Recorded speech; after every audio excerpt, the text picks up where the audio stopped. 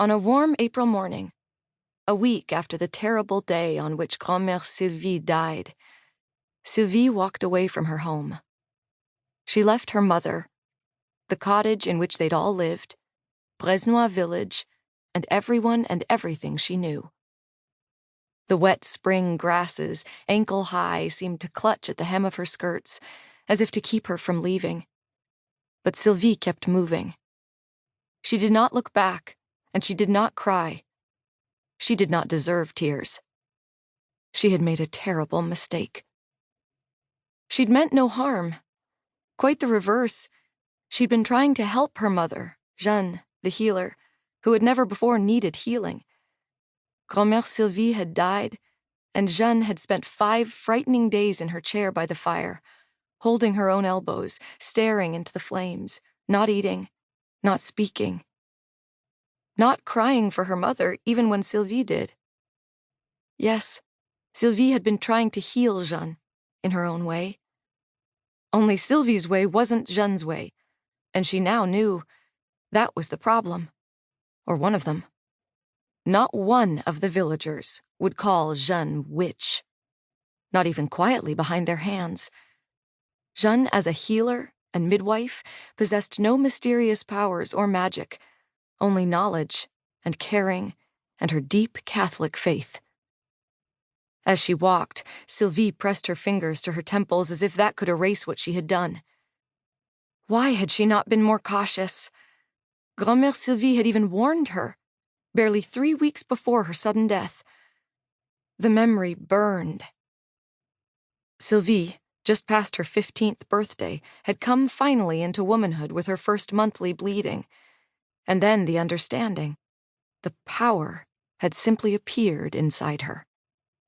When she touched people, she could reach and see their thoughts and their memories. To explain, she'd held Grand-mère Sylvie's hand. "I see you in a strange place." Grand-mère Sylvie had gone still as Sylvie added, frowning. "There are high walls. Wait, are you in a kind of prison?" Unhurriedly, Grand-mère Sylvie had moved her hand away, breaking the connection before Sylvie could add that she saw someone, a friend, with her. "Never search my mind in future without my permission, my dear one." "Of course I shall not," said Sylvie, abashed. "I only wanted to show you. But there is more." "I am listening." "I think I can remove what I see. Grand-mère, only think. As a healer, if I can see that someone is in emotional pain about a memory, why, I could simply take that pain away. Like cutting out a rotten bit of apple." The words came out of Sylvie in an excited rush. "Is this something that you can do too? Could do, I mean, before I became old?" said Grand-mère Sylvie dryly. "Yes, when you laid your hands on someone in the village."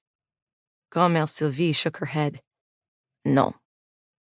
"Oh, then what, how shall I—" Sylvie had not known how to formulate her next question. How was she to proceed with this new skill? She looked down trustfully into her grandmother's face, however, believing she would be understood. And she was, though Grand-mère Sylvie was quiet for a time. "I understand your excitement, my dear one," she said at last.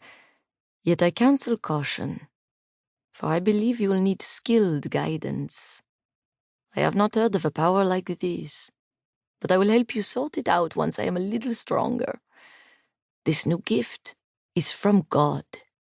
Never doubt it, or that you will use it in holiness to heal, as the women of our family do. My own gift grew over the course of the first year or 2, and as I practiced, that may be how it is with you. You are not yet fully who you will become."